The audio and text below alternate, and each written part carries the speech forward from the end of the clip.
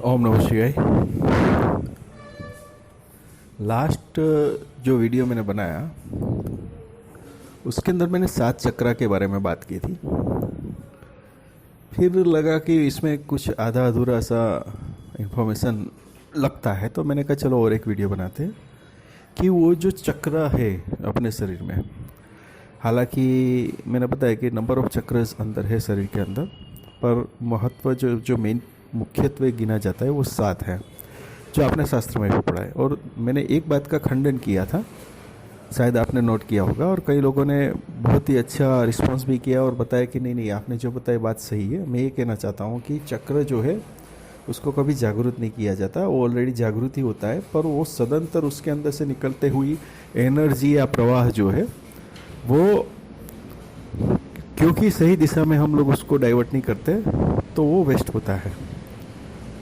और अगर वो वेस्ट होती हुई जो एनर्जी है हर एक चक्र की, उसको सही मार्ग में प्रस्थान करने की जो तकनीक है या क्रिया है या योग है, वो जान के उसके ऊपर अगर काम किया जाए तो ज़रूर से उसकी जो शक्तियाँ है उसका परिणाम हमें देखने को मिलता है। अच्छा, पर यहाँ पे एक बात रह गई थी जो मैंने दूसरे वीडियो में इस वीडियो में ले रहा हूँ कि ये जो चक्र है, वो जो चक्र की जो इंटरकनेक्टिविटी है वो किसके ऊपर है।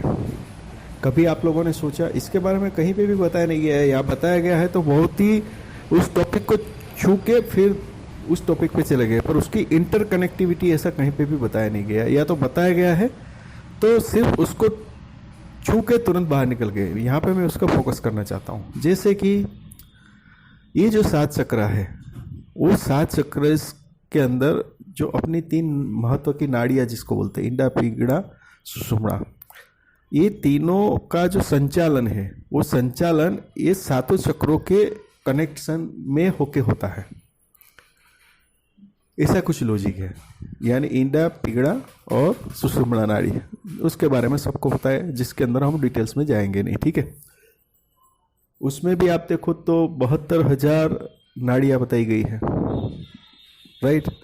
तो एक तरह से देखा जाए तो हमारा जो शरीर है वो पूरा एक पैकेज है। हर एक चीज़ से आप देखो और उसका काउंटिंग करो या उसके बारे में सोचो तो पता चलेगा कि उसके अंदर कितनी खूबियाँ और कितनी टेक्नोलॉजी, कितनी टेक्निक्स अंदर डाली हुई है। अच्छा, ये जो 72,000 नाड़ियाँ है उसके ऊपर जो कंट्रोल बताया गया, बराबर है, तो वो जो कंट्रोल बताया वो एक जो लास्ट अपने महापुरुष हो गए, उससे पहले की हम नहीं बात करते, और हमारे में जो लास्ट जिसको हम भगवान कहते हैं, एक पावर गणते हैं, गॉड नेचुरल पावर बोलते हैं, जिसको हम श्री कृष्णा बोलते हैं, भगवान श्री कृष्णा। उसके लिए एक कहावत है, शायद आपने सुनी होगी, कि उसकी 72,000 रानियाँ थी, गोपियाँ थी।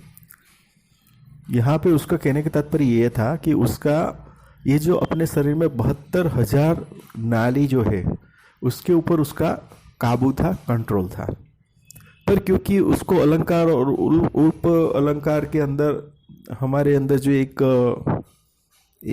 जो टेक्निक है जिसके द्वारा सही बात को टेक्निकली रिप्रेजेंट किया गया, पर सही तरह से उसकी इन्फॉर्मेशन न होने की वजह से उसके बारे में लोग ऐसा सोचते हैं। और एक बार तो मुझे ही मेरे जो एक सहाध्यायी थे, मतलब जो मेरे एक मुझे मेरे यहाँ पे आध्यात्मिक लेवल पे मुझे आते थे, पूछते थे, उसने एक बार पूछ लिया था कि क्या श्री कृष्ण जी को 72,000 गोपिया के साथ रास करते थे। तो फिर मुझे उसको ये सही विज्ञान बताना पड़ा कि जो 72,000 नाड़ियाँ है उसके ऊपर जो प्रभुत्व यानी जो कंट्रोल था वो अपने श्री कृष्ण भगवान का था। इसलिए उसको बोला गया कि उसका 72,000 गोपियों के साथ रास करता है। यहाँ पे कहने का तात्पर्य क्या था कि उसके ऊपर काबू था, पर क्योंकि हर एक की अपनी अपनी सोच है, हर एक का अपना अपना परसेप्शन है, तो वो लोग उसको गोपियों के अर्थ में लेके फिर उसका जो भी उसका अर्थ निकालना था उन्होंने निकाला। उसके ऊपर हमें कोई क्रिटिसाइज नहीं करना है। हम यहाँ पे बात चल रही है 72,000 नाड़ी, और ये जो 3 नाड़ियाँ हैं जिसको चक्रस के साथ इंटर रिलेटेड है उसके बारे में बात कर रहे थे, पर बीच में ये बात आ गई तो मैंने कहा चलो ये भी हम आपसे शेयर कर लेते हैं। तो आपने देखा कि 72,000 नाड़ियाँ है, और महत्व की जो नाड़ी है वो 3 है, जो आप सब लोग जानते हैं, पढ़ा है। उसमें थोड़ा थोड़ा आप ध्यान से सुनिएगा तो आपको थोड़ा थोड़ा जो जहाँ पे यू टर्न लगेगा, थोड़ा ट्विस्ट होगा, जो सही मायने में जानने की जरूरत है वो आप जान सकोगे, वरना वही होगा जो 72,000 गोपियाँ थी श्री कृष्ण की। फिर वही परसेप्शन पे आप चलोगे, ये नहीं समझोगे कि 72,000 जो नाड़ियाँ थे उसके ऊपर जो काबू था उसके बारे में श्री कृष्ण जी का एक परसेप्शन बताया गया है, वो नहीं समझोगे अगर आपने ध्यान से नहीं सुना तो। ठीक है, तो ये जो 3 नाड़ियाँ है, हालांकि 72,000 नाड़ियाँ है, पर ये जो 3 नाड़ियाँ जो है उसके ऊपर ये जो अपने 7 चक्र है उसका सर्पाकार में, सपोज करो कि वो एक चक्र में से निकला, ईडा नाड़ी एक चक्र में से निकली, मैं उसमें डिटेल में नहीं जाऊँगा। ठीक है, तो वो दूसरे चक्र में, सपोज करो कि ईडा नाड़ी एक चक्र से हुई तो राइट साइड से घुसी, तो उसके ऊपर का जो चक्र है वहाँ पे से वो लेफ्ट साइड से निकल के राइट साइड की जाएगी, राइट से ऐसे ऑल्टरनेटिव ऐसे वर्षा चलेगी। इसीलिए इसको सर्पाकार बोला गया है कि उसकी जो गति है वो सर्पाकार है। उसमें जो बीच में एक नाड़ी रह जाती है सुषुम्ना नाड़ी, वो जो क्या करती है, सुषुम्ना नाड़ी वो बराबर सीधान में रहती है, जिसको हम बैलेंसिंग बोलते हैं। अगर आप ध्यान से देखोगे, ठीक है, तो रहस्य कितना इर्द गिर्द ही घूम रहा है। Brahma Vishnu Mahesh, proton electron neutron, धन ऋण माइनस ऋण न्यूट्रॉन, जैसे हम इलेक्ट्रिक का काम करते हैं। ठीक है, तो इलेक्ट्रिक में भी आपने देखा होगा नेगेटिव, पॉजिटिव और न्यूट्रल 3 आते हैं। तो आपको सिर्फ थोड़ा लंबा सोचना है कि ये जो यूनिवर्सल ट्रूथ है और यूनिवर्सल साइंस है और यूनिवर्सल ये कॉमन फैक्टर ही है। ठीक है, तो कहने का तात्पर्य कि ये जो 3 का परिमाण है और तीनों शक्तियां हैं। मैं यहाँ पे ये कहना चाहता हूँ कि सपोज करो कि हम इलेक्ट्रिसिटी की बात करते हैं। ठीक है, तो जब आप 2 फेस पे काम चलाओगे, इस सबको पता होगा 2 फेस और 3 फेस क्या होता है। ठीक है, तो 2 फेस पे सब कुछ काम नहीं होता है, कभी के 3 फेस का काम होता है। या हम दूसरी भाषा में बोले तो हम ऐसा भी कह सकते हैं कि सपोज करो कि आप मोटर, इलेक्ट्रिक मोटर चलाते हो तो वो सिर्फ प्लग में डाल के आप कर सकते हो, पर अगर आप फ्रिज चलाते हो या लैपटॉप या कंप्यूटर चलाते हो तो आपको एक अर्थिंग वाला, मतलब 3 पिन वाला डालना पड़ेगा, वरना वो अर्थिंग मारेगा।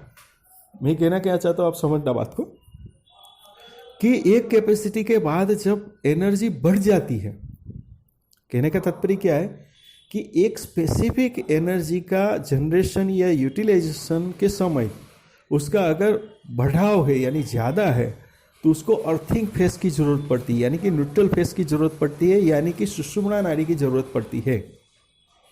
और ब्रह्मा विष्णु महेश में बोले तो महेश भगवान की ज़रूरत होती है, बोल सकते हैं। न्यूट्रॉन प्रोटॉन इलेक्ट्रॉन को भी देख लीजिए, उसमें आप देखिए कि स्थिर कौन है।